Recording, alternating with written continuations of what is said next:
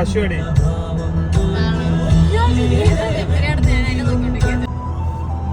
So the final part is here. ഒരുപാട് മടിച്ച് edit ചെയ്തിട്ടുള്ളൊരു video ആണിത്. എന്താ അത്ര ടൈം എടുത്തതെന്ന് ചോദിച്ചാൽ എനിക്കും അറിയില്ല.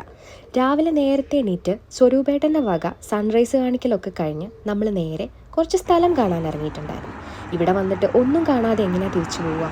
അങ്ങനെ ആദ്യം വില്ലേജ് ഇൻ ഷങ്ക്ലിനിലാണ് എത്തിയത്. വില്ലേജ് ഇൻ ഷങ്ക്ലിൻ എന്ത് രസമല്ലേ കേൾക്കാൻ. ഐൽ ഓഫ് വൈറ്റിൻ്റെ സൗത്ത് ഈസ്റ്റേൺ കോസ്റ്റാണിത്. പ്രത്യേകത എന്താണെന്ന് വെച്ചാൽ ഇതിൻ്റെ ഹിസ്റ്റോറിക്കൽ ലുക്ക് തന്നെയാണ്. ഈ ഓൾഡ് വില്ലേജിന് ഒരു ഇംഗ്ലീഷ് ചാമുണ്ട്, നിങ്ങൾക്ക് തന്നെ മനസ്സിലായി കാണുമല്ലോ. അതിൻ്റെ താച്ച്ഡ് വില്ലേജും നാരോ സ്ട്രീറ്റ്സും ഓൾഡ് വേൾഡ് ഷോപ്സും പബ്സും ഒക്കെ എക്സാമ്പിളാണ്. കഴിക്കുന്ന പബ്സ് അല്ല കേട്ടോ, പബ്സ് PUB. കുറേ ഹാൻഡ് മെയ്ഡ് ക്രാഫ്റ്റ്സ് ഉണ്ട് ഇവിടെ. ഒരു സ്ലോ വാക്കൊക്കെ ചെയ്ത് ചായയും കുടിച്ച് നടക്കാൻ പറ്റിയ സ്ഥലം. ഇവിടെ വരുമ്പോൾ വിക്ടോറിയൻ സ്റ്റൈലിലൊക്കെയുള്ള ഔട്ട്ഫിറ്റൊക്കെ ഇട്ടാൽ പൊളിക്കും. നടന്ന് കടലിനടുത്ത് എത്തും. അതൊരു പനോരമിക് വ്യൂ തന്നെ നമുക്ക് തരും.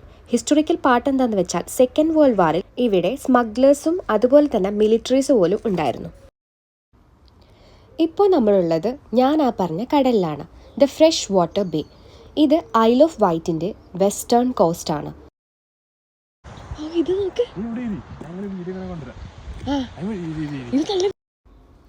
ഇവിടെ നല്ല ബ്രീത്ത് ടേക്കിംഗ് സൺസെറ്റ് ഉണ്ടാവും എന്നാണ് പറയുക. പക്ഷേ നമ്മളത് കാണാൻ നിന്നില്ല.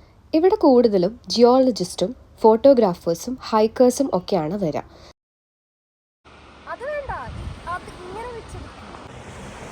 സെക്കൻഡ് വേൾഡ് വാറിൽ ഇതൊരു ഡിഫൻസ് സോൺ ആയിരുന്നു. ഇപ്പോഴും ബങ്കേഴ്സും പിൽ ബോക്സും ഒക്കെ ഇവിടെ കാണാൻ പറ്റും. ടു ബി ഓണസ്റ്റ്, ആ സമയത്ത് നമ്മൾ ഈ ചരിത്രം നോക്കിയില്ല, ഫുൾ ഫോട്ടോസും വീഡിയോസും ആയിരുന്നു. Welcome to Quarr Abbey, a Benedictine monastery.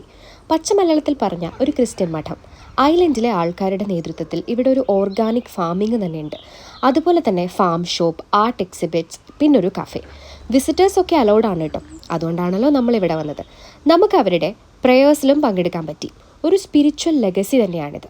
12th സെഞ്ച്വറിയിലെ historical Roots തന്നെയുണ്ട് ഇതിന്.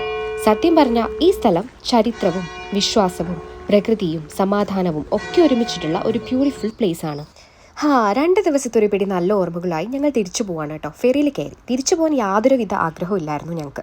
ഇനി വീണ്ടും ഒരു ബിസി ലൈഫല്ലേ. പക്ഷേ അപ്പോഴും ഈ ഒരു 2 ദിവസം തന്നിട്ടുള്ള റിലീഫ് അത് വേറെ തന്നെയാണ്.